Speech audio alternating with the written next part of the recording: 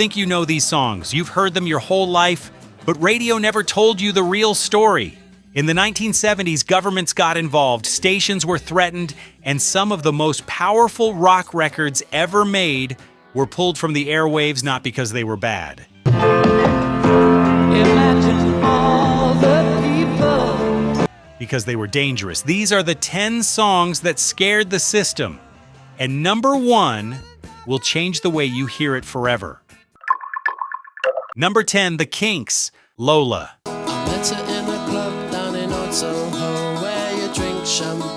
You know the song, that chunky guitar riff, that storytelling voice of Ray Davies. It feels playful and fun on the surface, but underneath that charm, this record had enemies, and the strangest part, the enemy wasn't who you'd expect.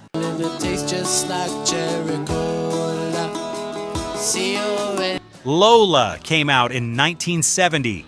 Ray Davies wrote it for Kinks Village Green Preservation Society publisher Pi Records, a British invasion band still grinding hard in a world that had moved on to psychedelia and heavy rock. She walked up to me. The song tells the story of a young man who falls for a woman named Lola and slowly realizes she might not be exactly who she seems. It's tender. She asked me to dance. I asked her her name, and in a dark brown voice she said, It's funny, it's honest, and it hit number 2 in the UK and number 9 in the US. For a band that many thought was fading, this was a comeback punch.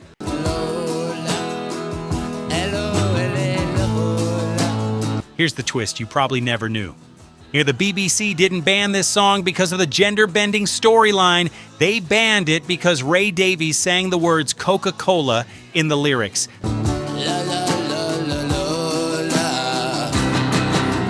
The BBC had a strict rule, no advertising, no brand names on air, so the song was blocked.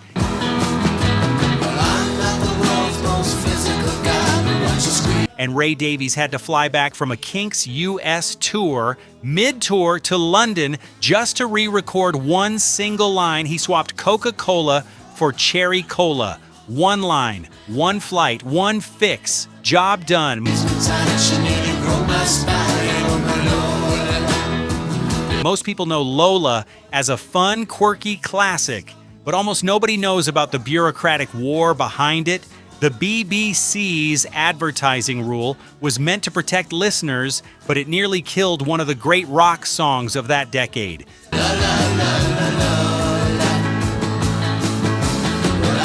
The reason it matters to you today is because it shows you how fragile these records were. One wrong word and the gatekeepers pulled the plug.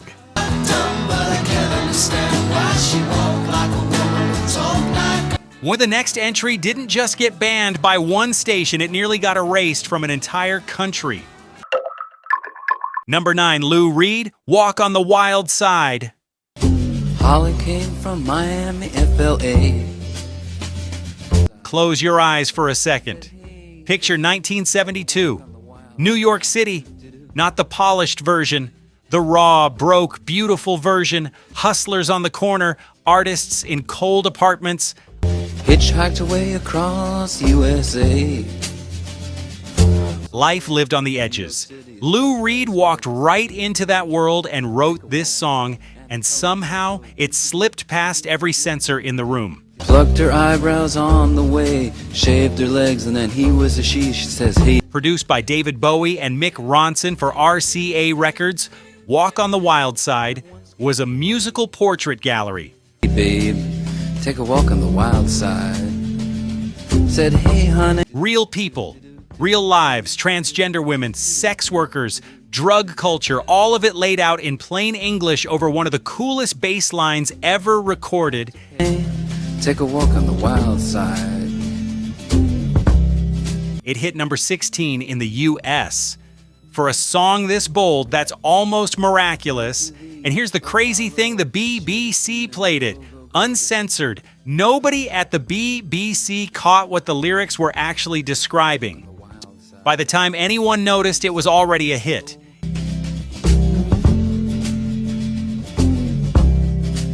In interviews, Lou Reed said the song was inspired by the people he knew, from Andy Warhol's factory, the club, the studio, the whole downtown Manhattan scene. Candy came from. These weren't fictional characters, these were his friends. He was documenting real lives that the mainstream world refused to see, and he smuggled their stories onto the radio in broad daylight. Out on the island, in the back room, she was everybody. Younger rock fans often hear this as a smooth, almost sleepy track. They miss how revolutionary it was. That is darling, but she never lost her head. In 1972, no major label rock song was talking openly about transgender identity. None. Lou Reed did it, and the world wasn't ready, so most people didn't even realize what they were hearing. That's the real story. Even when she was giving head, she says, "Hey babe, take a walk on the wild." Coming up, a rock legend whose love song got banned in multiple countries for whispering the wrong thing. Hey, rock lore community. Before we continue, let's have a real talk for a second, bro. You know, this isn't just a channel to us. And I hope it's not just a place you come to watch a video and then forget about it. This is a community. It's a place where we get to dig up the secrets of rock and roll, share our favorite riffs, and celebrate the artists who maybe didn't get the love they deserved. Right now, only about 1% of our viewers are subscribed. We can change that together and grow this community. All you have to do is hit that subscribe button with the notification bell on. When you do, you're not just helping a channel grow, you're becoming a member of the Rocklore family. You're signaling to us and to YouTube that these stories matter, that this music is worth preserving, and that this community is a place you want to be. Subscribing is your way of making sure you're always in the loop.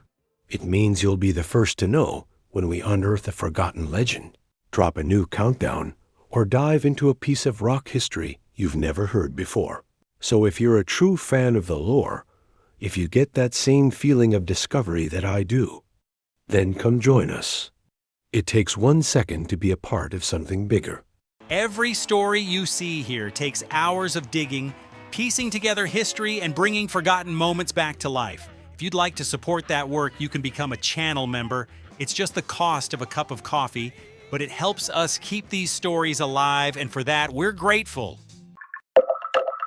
Number 8, Rod Stewart, Tonight's the Night. Stay away from my window. By 1976, Rod Stewart was one of the biggest rock stars on the planet. The raspy voice, the wild hair, the swagger, you trusted him. Stay away from my back door. And then he released this song, and suddenly every conservative radio programmer in America and the UK had a problem on their hands. Disconnect the telephone line. Tonight's the Night was produced by Tom Dowd and released on Rod's Atlantic Crossing follow-up album, A Night on the Town, through Riva Records and Warner Brothers. The song is unmistakably about seduction. Relax, baby, and draw that blood. Rod's then-girlfriend, actress Britt Ekland, whispers in French at the end of the record, and that whisper alone was enough for many stations to pull it.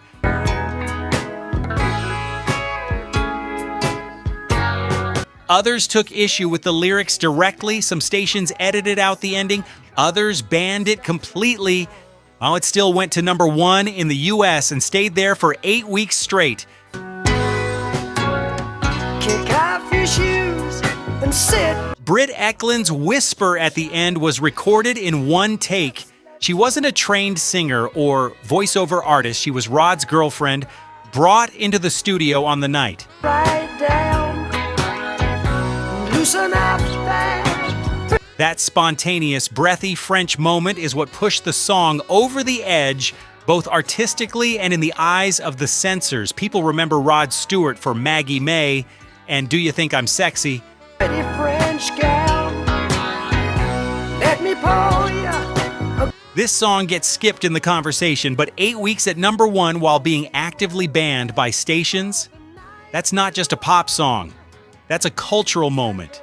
and most of the 45-plus crowd who lived through it remember exactly where they were the first time they heard it. Good long drink. Ooh, baby, don't. The next entry was banned because people thought it was cruel. They were completely wrong about it. Number 7, Alice Cooper. Only Women Bleed. Man got his woman. When you hear the name Alice Cooper, you probably picture theatrics, snakes, fake executions, the king of shock rock. Only women bleed. Only women. So it might surprise you to know that one of his most banned songs is a quiet, heartfelt ballad. No theatrics, just truth. And it got pulled from radio for the worst possible reason. Only women bleed. Released in 1975 from the album Welcome to My Nightmare, produced by Bob Ezrin for Atlantic Records' Only Women Bleed, is a song about domestic abuse. It tells the story of a woman trapped in a painful marriage. The pain is real. Only women bleed. The writing is careful and compassionate. It hit number 12 on the Billboard Hot 100. But many U.S. radio stations refused to play it, not because of what it was really about, but because they misread the title and assumed it was offensive to women.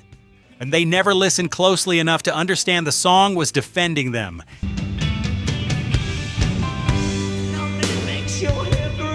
After the song was released, women's advocacy groups who actually listened to the lyrics praised it. Alice Cooper received letters from women who said the song made them feel seen for the first time.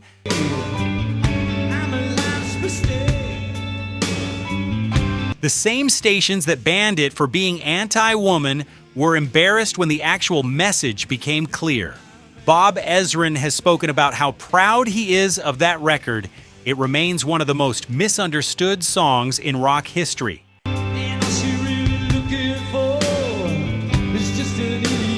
Alice Cooper's catalog is often filtered through his wild stage persona. The serious human side of his writing gets overlooked.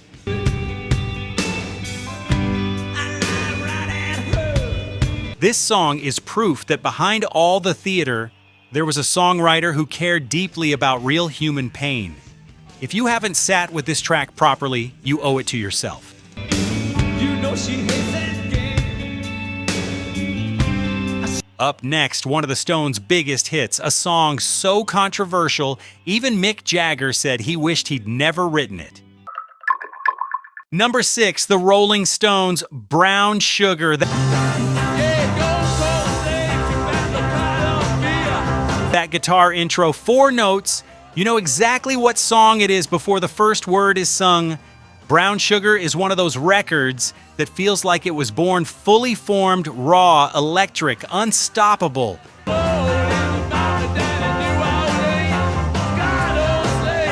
And it hit like a freight train when it dropped in 1971, but the story behind the band is complicated, and it's a story that hasn't gone away.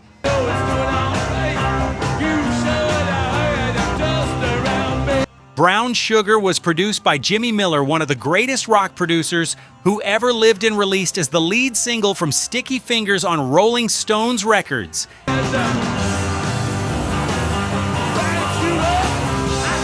It went to number 1 in both the US and Canada and number 2 in the UK. Keith Richards wrote the guitar part. Mick Jagger wrote the lyrics in one sitting backstage at a concert.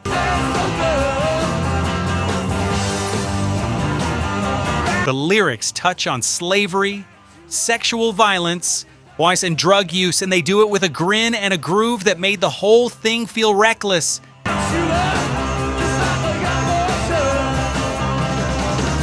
Many radio stations pulled it. Others played it right to the top of the charts. It became one of the most debated songs in rock history.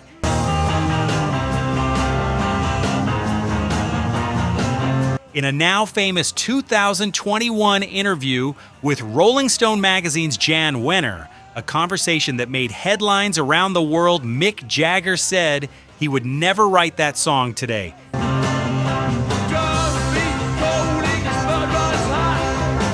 In his words, he didn't know what he was on about back then.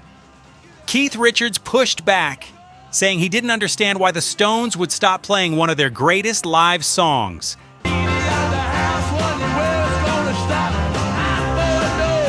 The disagreement reportedly contributed to the Stones shelving it from their set list for a period. Two legends, one song, a debate that still hasn't ended.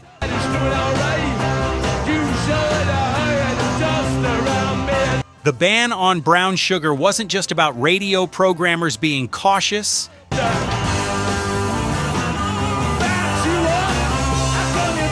And it reflected a real tension in rock music, the line between artistic freedom and real-world harm. That conversation is still happening today.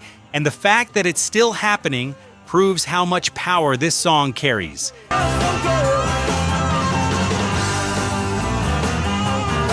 Next up, a song about a woman on the streets of Paris, Banned, then became one of the greatest rock songs ever recorded.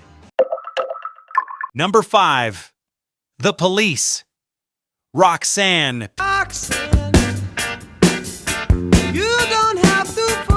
Picture a young Sting standing in the red light district of Paris in 1977. He's on tour with a band that nobody knows yet. He looks around at the women working the streets, and instead of turning away, he song that sees that empathy, that human decency in the writing is exactly what got it banned. You don't have to sell your body to the night. Roxanne was recorded in 1978 and released on the debut Police album Outlandos d'Amour through A&M Records. Producer was the band themselves. Early Day initially refused to play it. The subject matter, a man in love with a sex worker, was considered too much for mainstream airwaves. It charted modestly at first. Walk the streets for money. Then A&M re-released it. Radio finally opened up and it climbed the charts. Oh, it eventually became one of the most iconic songs in rock. Opening chord, a piano chord that was accidentally struck when he sat down on the keyboard before the session started.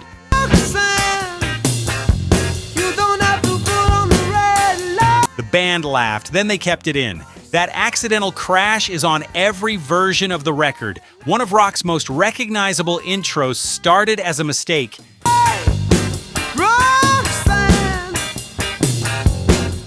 The BBC and many US stations heard the subject matter and stopped listening. They missed the point entirely. Roxanne isn't a song that glorifies anything.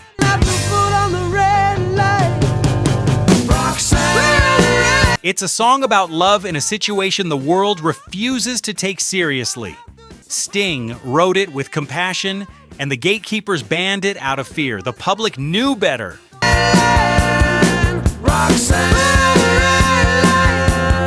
We're about to hit the halfway mark, and the next entry is the most meta ban in rock history.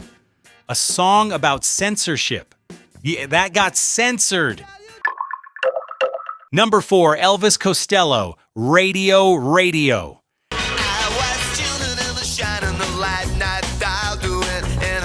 Now here's where this countdown gets personal, because every song we've talked about so far was banned by someone.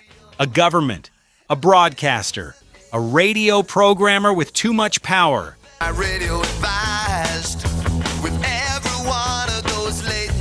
But this next entry is different. This is a song that fought back, and the people it fought back against made the worst mistake of their careers.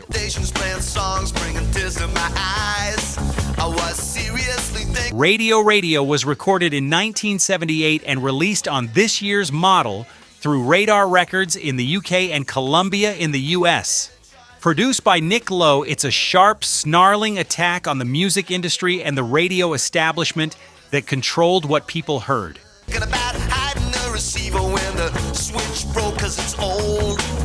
Costello wrote it as a direct response to the way corporations were narrowing what got played on air. The song is bitter, it's smart, and it was exactly the kind of music that radio programmers did not want you to hear.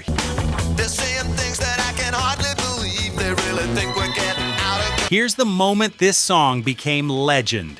Elvis Costello was booked to play Saturday Night Live in December 1978. He was supposed to perform Less Than Zero. That was the agreed song. The producers at NBC had the set list. Everything was signed off.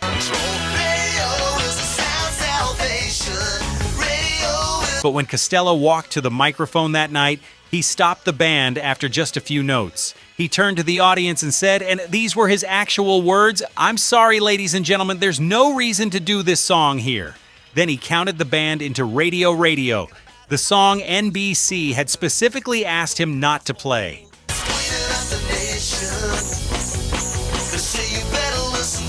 Live on American television in front of millions of viewers, a direct act of defiance. NBC was furious. In interviews, it's been said that producer Lorne Michaels was furious backstage.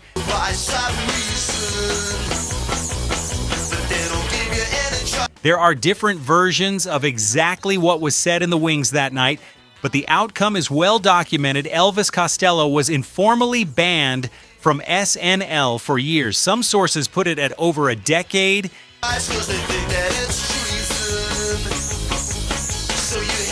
Here's the context that matters. In 1978, radio in America and the UK was becoming increasingly controlled by a small number of large corporations. Independent music was being squeezed out.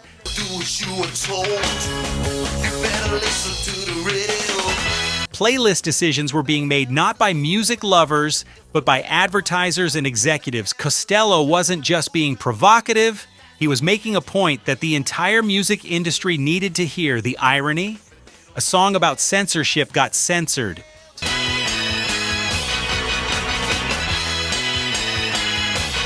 A song warning that powerful people control what you hear performed live on national TV was then buried by the very powerful people it was warning you about. You honestly cannot write that kind of story.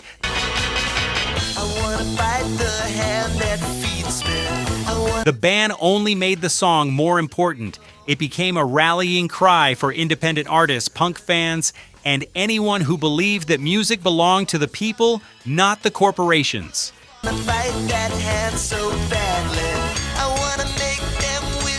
Today, Radio is studied in music journalism courses and cultural history programs around the world. That's why this record isn't just music, it's a document, a protest, and a warning that still applies today.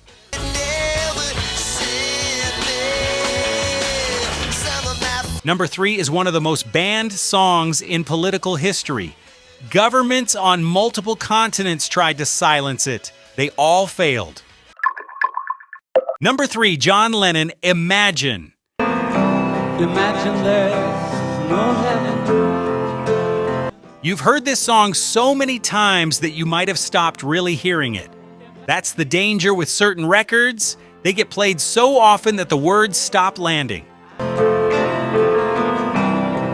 It's easy if you try. But take a step back. Really listen to what John Lennon is asking you to do in this song. No countries, no religion, no possessions, just people. In 1971, those words weren't just idealistic. To certain governments, they were a threat.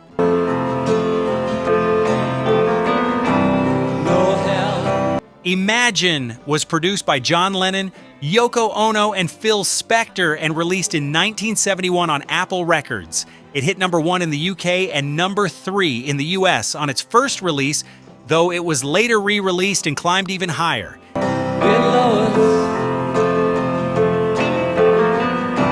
It became one of the best-selling singles in history, and yet throughout the 1970s it was banned in multiple countries. Like Soviet bloc nations rejected its anti-nationalist message. Above us on the sky. Several Middle Eastern countries banned it for its questioning of organized religion, and in the United States, following the September 11th attacks in 2001, Imagine all the people. media giant Clear Channel added it to a list of lyrically questionable songs distributed to their stations, a list that also included all songs by Rage Against the Machine.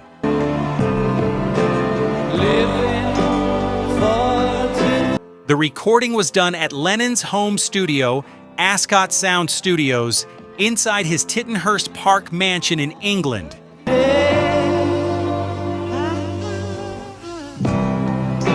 The famous opening shot of the music video, Lennon at a white grand piano in a white room as Yoko opens the curtains, one by one, was filmed in that same house. Imagine there's no country. Everything about the visual was intentional. White space, light flooding in, a man asking you to imagine a better world from the most beautiful room you've ever seen. Now, Phil Spector later said it was the easiest production session of his life. It isn't hard to do. You might think Imagine is too big to be underrated, but here's the truth: most people have never sat with the full weight of what Lennon was saying. This wasn't a gentle daydream, it was a direct political challenge, and the governments that banned it knew exactly what they were afraid of. Nothing to kill or die for. A song about peace, unity, and shared humanity that's a revolutionary document. It always was. No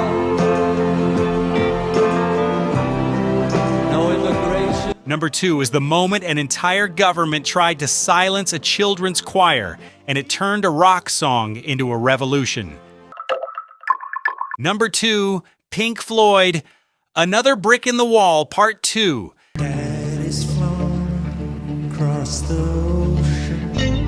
There's something unsettling about a children's choir singing a protest song. It shouldn't work. Children singing about not needing education, it sounds almost funny on paper.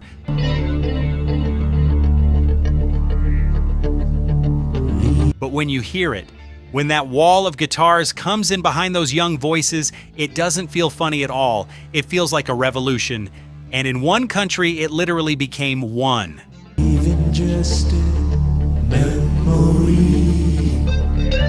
Another Brick in the Wall, Part 2, was produced by Roger Waters and Bob Ezrin for Harvest and Columbia Records, released in 1979 as part of the landmark double album, The Wall.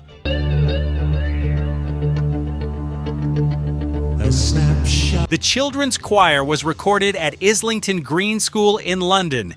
The kids were brought in for the session and sang on what became one of the most famous choruses in rock history. The single went to number 1 in both the UK and the US. And the family album. What Roger Waters has always maintained the song was a personal critique of oppressive education, specifically the rigid, joyless schooling he experienced growing up in post-war England.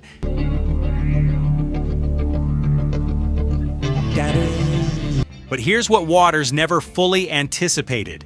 In apartheid South Africa, black students adopted the song as a direct protest anthem against the Bantu Education Act, the system of deliberately inferior, What else did you leave for me? segregated schooling designed to keep black South Africans from accessing equal education. The South African government recognized the power of what the kids were singing, and they banned it. By government decree, Another Brick in the Wall was pulled from South African airwaves.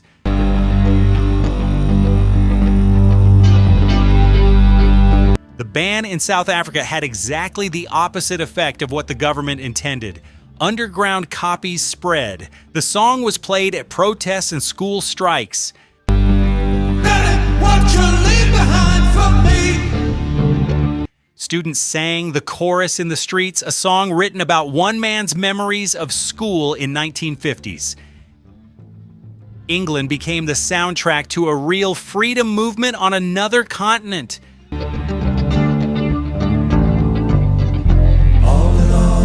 Bob Ezrin has spoken about how emotional it is to think about the song being used that way, a layer of meaning that nobody in the studio could have foreseen.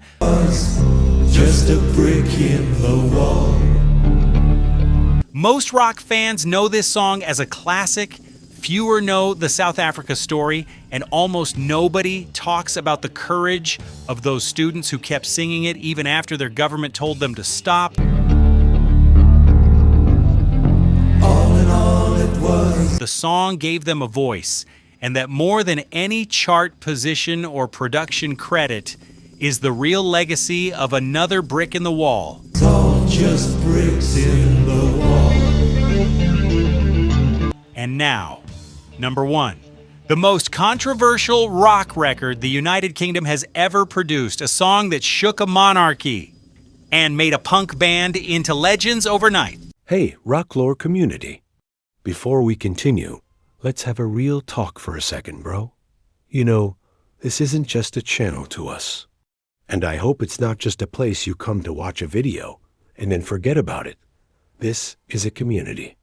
It's a place where we get to dig up the secrets of rock and roll, share our favorite riffs, and celebrate the artists who maybe didn't get the love they deserved. Right now, only about 1% of our viewers are subscribed. We can change that together and grow this community. All you have to do is hit that subscribe button with the notification bell on. When you do, you're not just helping a channel grow, you're becoming a member of the Rocklore family.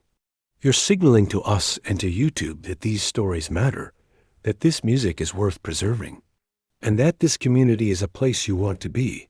Subscribing is your way of making sure you're always in the loop. It means you'll be the first to know when we unearth a forgotten legend, drop a new countdown, or dive into a piece of rock history you've never heard before.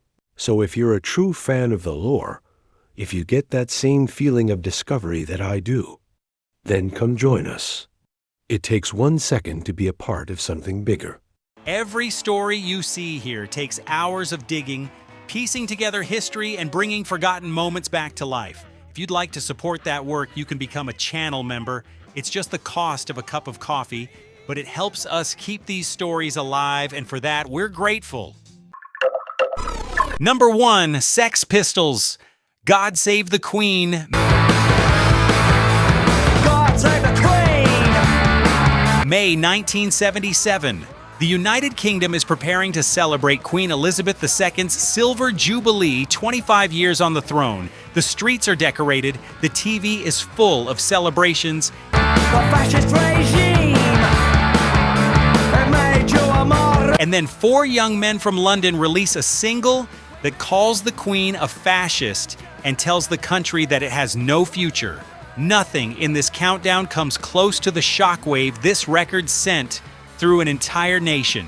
Potential H bomb!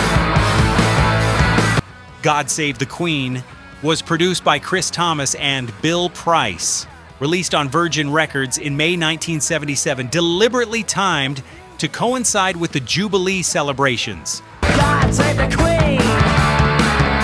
She ain't no human being!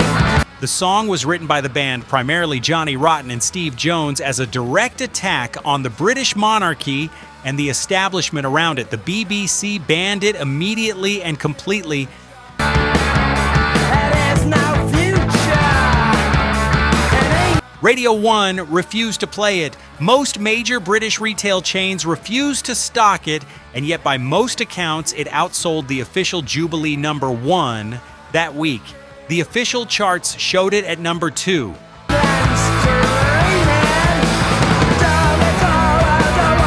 Many people in the music industry believed it was number 1, and the charts had been manipulated to prevent a punk anthem sitting at the top during the Queen's celebration week.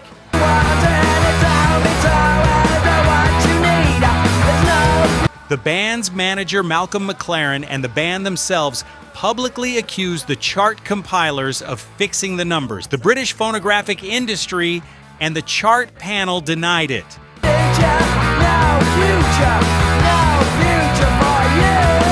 Different versions of that story have circulated ever since, and the full truth has never been officially confirmed.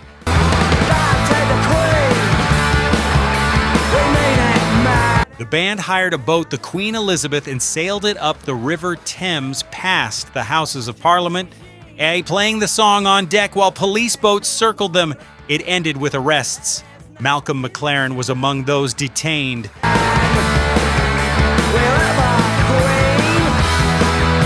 The footage became one of the defining images of punk rock. It wasn't a publicity stunt, it was a statement. And the establishment walked right into it.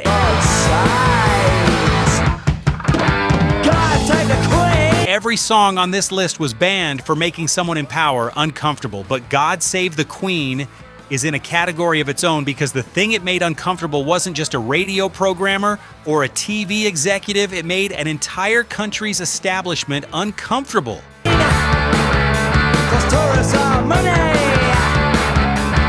It made a monarchy uncomfortable. The government, the BBC, the retailers, the chart compilers, all of them tried to make this song disappear, and all of them failed.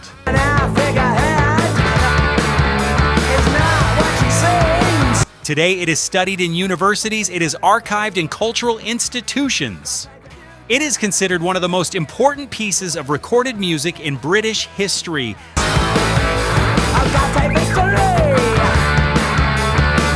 The Sex Pistols lasted barely 2 years as a band, but this song has lasted nearly 50.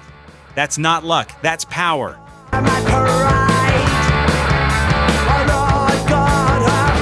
That's your number one, and if you're still with us, thank you, because this next part is important.